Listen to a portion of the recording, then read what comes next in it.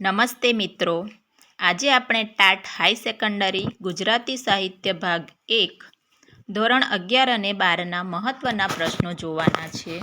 પરીક્ષાની દ્રષ્ટિએ ખૂબ જ મહત્ત્વના અને ખૂબ જ ઉપયોગી પ્રશ્નો રહેશે, તો વિડીયોમાં અંત સુધી બન્યા રહેજો. ચાલો વિદ્યાર્થી મિત્રો શરૂ કરીએ.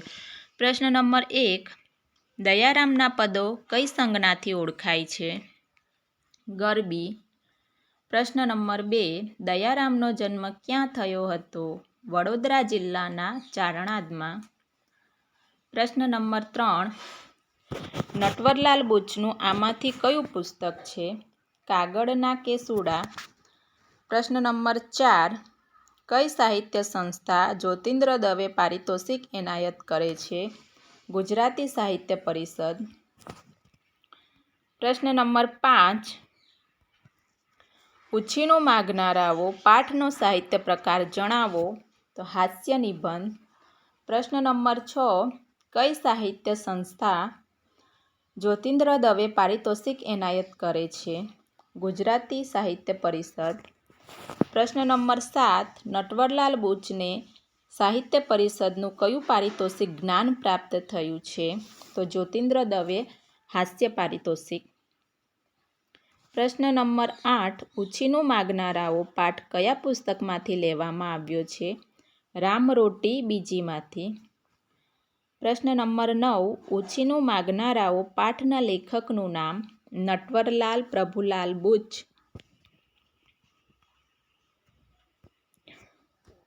પ્રશ્ન નંબર 10, દર્શક એવોર્ડ કોના નામ સાથે જોડાયેલ છે? મનુભાઈ પંચોળી.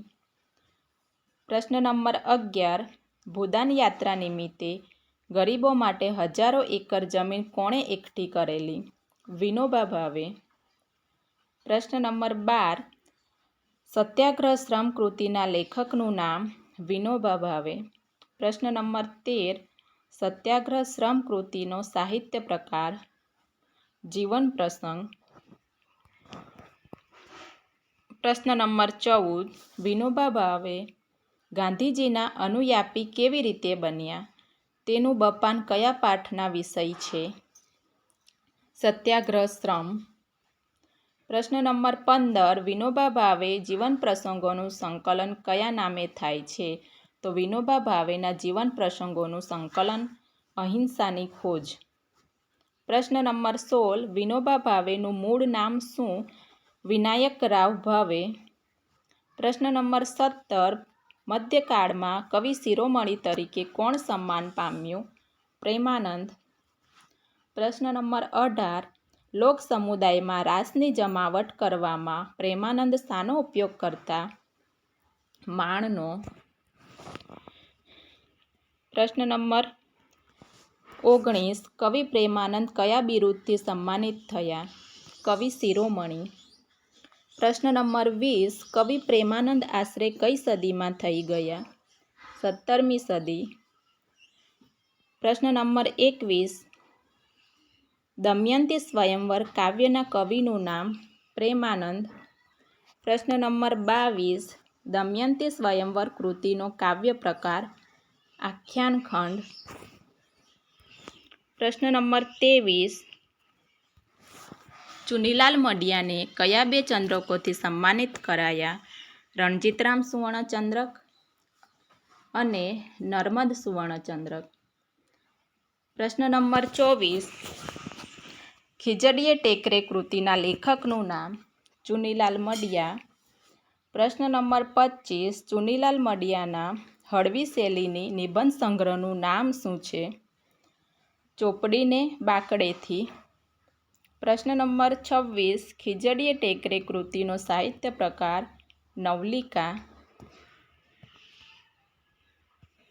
પ્રશ્ન નંબર 27, નરસિંહ મહેતાએ પ્રભાતિયા માટે કયો છંદ વાપર્યો? ઝૂલણા. પ્રશ્ન નંબર 28, પરમાત્માને તાત્વિક એકતા દર્શાવતું સુવર્ણ અલંકારોનું દ્રષ્ટાંત કયા કાવ્યમાં છે? પરમાત્માને તાત્વિક એકતા દર્શાવતું સુવર્ણ અલંકારોનું દ્રષ્ટાંત કયા કાવ્યમાં છે? તો અખિલ બ્રહ્માંડ કાવ્યમાં. પ્રશ્ન નંબર 29, અખિલ બ્રહ્માંડમાં કૃતિનો સાહિત્ય પ્રકાર કયો છે? તો અખિલ બ્રહ્માંડ કૃતિનો સાહિત્ય પ્રકાર છે પદ. પ્રશ્ન નંબર 30, નરસિંહ મહેતાનો લોકપ્રિય સર્જન કયું છે? જ્ઞાન, ભક્તિ અને વૈરાગ્યના પદો.